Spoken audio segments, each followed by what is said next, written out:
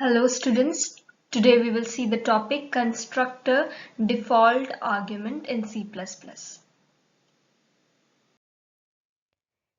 In C++ programming, we can provide default value for constructor parameters. If a constructor has default argument, then it is called without passing arguments while creating object of that particular class. However, if arguments are passed while calling the constructor, the default arguments are ignored. Same way it can be done with function parameter or argument also. So now we are going to see how default arguments are used in constructor with a program. In this program, we will see how constructor default arguments will be used in C++ format. Okay, so now in this program, what we are going to do, we have data types here. In under public section only, our class name is college, and inside the class we have data member name, code, and a function that is print, member function print, and we have one constructor over here. You can see that's the same name as the class name, so we can identify it. And in this line we can see we have also passed parameter. That means this constructor is a parameterized constructor, but here with the parameter we have some values. You can see here that C code has value 100 and C name, that is another parameter of char data type, which has Nirmala College. So these values are already kept in C name and 100 is in C code. So these two parameters, when is initialized with some value, then it is known as constructor default argument. That means some default value is already kept in it. So because of this line only, we have the basic concept of constructor default argument, because these two are arguments of constructor, and these two are the default values, that is Nirmala College and 100. So we can, in short, we can say that in parameterized constructor, when we keep the values or initialize the values to the argument or the parameters in formal form, like this is the formal parameters, and when we call those, then these parameters are called actual parameters. So in formal parameter only, when we initialize the value, then it is known as, with the constructor when it is done, then we will call it as constructor default argument. Okay, now let's see what we are going to do in this program and what further thing will affect because of the default values in parameter of constructor. So according to this, we have name and code, our data members, print, and this is our constructor, and inside the constructor whatever the value will be in C code and C name, that we are passing to our data members, that is code. And for name, we know that it is a string, so we will use string copy to initialize it. So whatever value will be in C name will pass to name.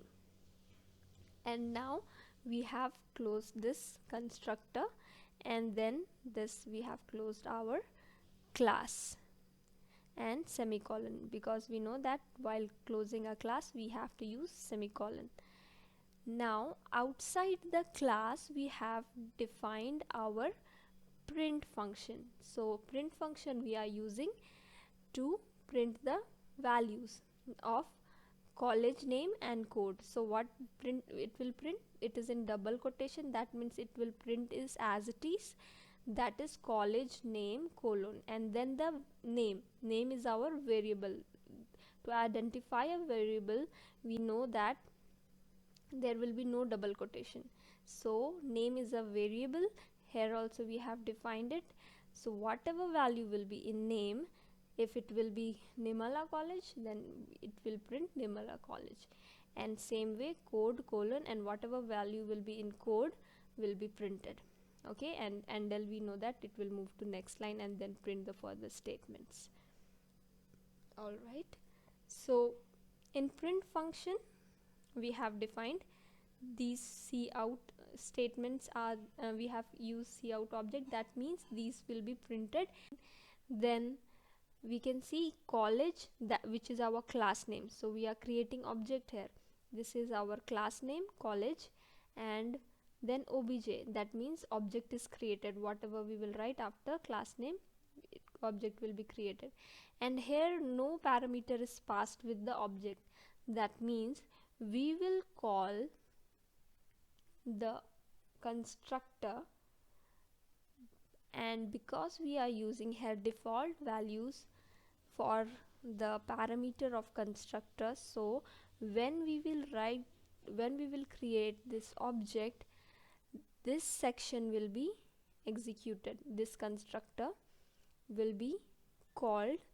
And because it has default values, so no values is passed over here, no values we have passed, but because they already have these values, that is 100 and Nirmala College, will be initialized to this code and name. So C code, it will pass the value 100, and C name has Nirmala College, so it will pass value Nirmala College. So in this line, this part is executed with these default values. And in next line, when we will come back to next line, then here again one object is created, college and obj1, another object we have created, and we have also passed these two values, that is 101 and Gosner College. And we already know that when parameter is passed, then we will match that where there is constructor with two parameter, and first one is integer and second one is in character form. So we know that this is only our constructor with first value as integer, second value data type as character. So now because we are already passing the value, so this will overwrite, this will ignore these values. That means now C code will receive the value 101 and C name will receive the value Gosner College. And then further inside the constructor body, this will copy the new value, that is 101 will be copied to code and C name, Gosner College will copy to name. Okay, so these things are done. So we know that object creates a space for all the data member and for all the data members of the class. So for it will create different space and obj1 will create different space. So we in obj currently we have value 100 and Nirmala College in name and code, and in obj1 we have 101 and Gosner College as the value for name and code.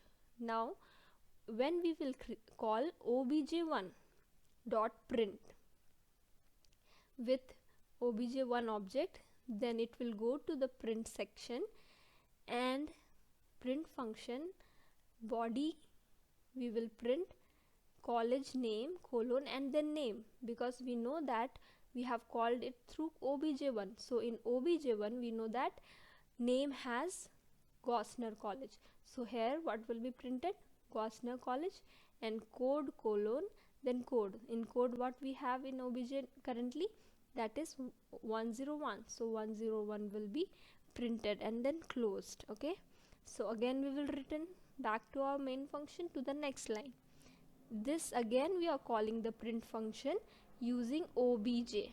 So in obj what we have, we are learning today about constructor default argument.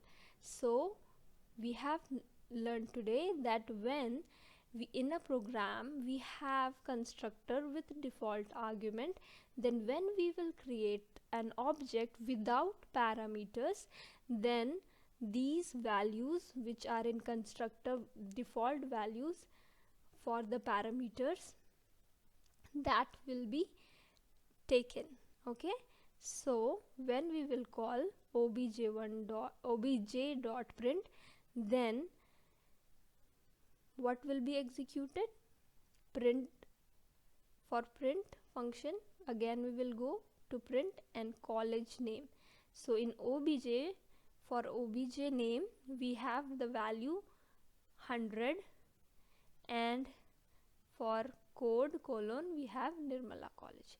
So for obj1 print 101 and Gosner College will be printed, and for obj print this 100 and Nirmala College will be printed, and here get ch and closed. So this is how our constructor default argument will be called. Okay, so basically just keep in mind that whenever object will be created without parameters, we will call, here we have called with parameter, but here a new object without parameter is created, and if in the program a constructor has default values, okay, then these values will be executed. That constructor will be executed with the default values. Okay, so let's see how the output will be.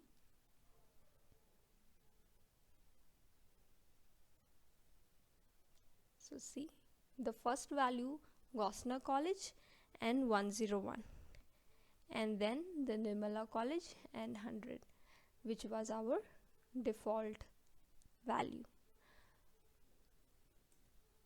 So this is the main concept for constructor default argument. Hope you understood. So this is the output I have received. Very good. Keep coding, keep learning.